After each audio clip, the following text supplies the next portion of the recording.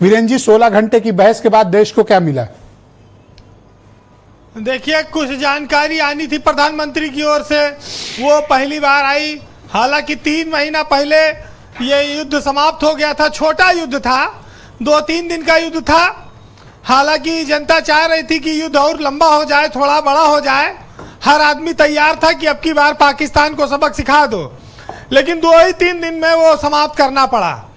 अब वो भारत की समझदारी के तौर पर भी देखा जा सकता है, क्योंकि जो नंगा है, जिसके तन पे कपड़ा नहीं है, जो खाली गाल बजा रहा है, उससे ज्यादा लड़ाई करने से अपने नुकसान हो रहा था।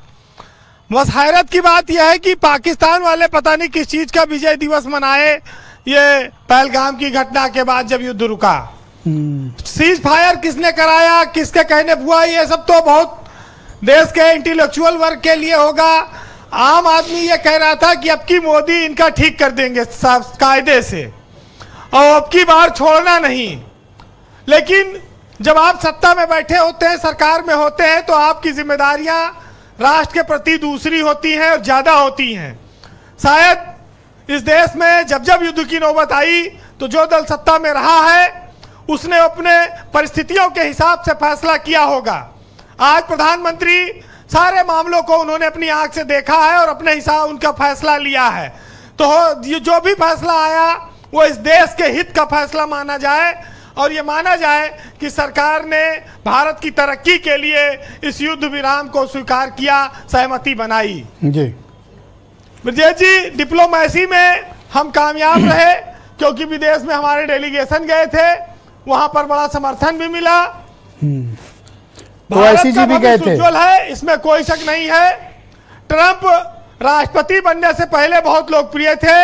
राष्ट्रपति बनने के बाद से अब वो एक सनकी शासक के तौर पर चर्चित हो चुके हैं। वो कब किसको क्या कह दें, कब किस देश के साथ क्या बवाल कर दें, उनके बारे में अब कोई प्रेडिक्शन नहीं किया जा सकता। यानी कि वो गंभीर राजनेता के तौर पर अब दुनिया में नहीं माने जा रहे हैं। तो एक बहुत महत्वपूर्ण बात ये आती है सामने। व्हाइट हाउस जाना थोड़ा डेंजरस हो गया राष्ट्राध्यक्षों के लिए। पता नहीं वो आदमी कब क्या कर दे, बदतमीजी कर दे, अब बैठे और कोई कुछ भी कह दे। देखिए दुबे जी कुछ भी बोल, रिश्ते बंद हैं, ये हिम्मत की बात है। खेल बंद है, पानी बंद है, बाघा बॉर्डर बंद है जी। ये सरकार की इच्छा शक्ति का नतीजा है जी।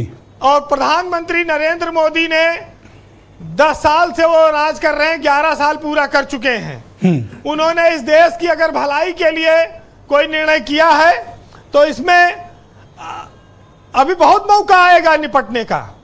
पाकिस्तान से आगे भी निपट लेंगे, लेकिन जब हम हथियारों के मामले में सक्षम हैं, जब हमारा देश दुनिया की 4थी बड़ी अर्थव्यवस्था है, तो ऐसे में बहुत छोटे मुल्क से, कमजोर मुल्क से लड़ाई करके अपनी उम्मीद, ऊर्जा, अपना समय जाया नहीं करना चाहिए। उचित बात कही वीरेंद्र जी ने। कंक्लूड करें वीरेंद्र जी। वैसे ऑपरेशन सिंदूर अभी खत्म नहीं हुआ, भले सीज फायर हो गया, एक बात तो साफ हो गई। और ये बात अनिल दुबे से आप पूछिए कि दोनों जगह बैठ के सत्ता में मलाई खा रहे हो, बोलने के नाम पर गायब हो जाओगे, और बोलने के नौबत आएगी तो नहीं। डांटो नहीं, डांटो मत, डांटो। ये राकेश त्रिपाठी जो राकेश त्रिपाठी से बोलना पड़ेगा इनको। अच्छा, उनसे पूछूं? ये इस देश में जनता जानना चाहती है।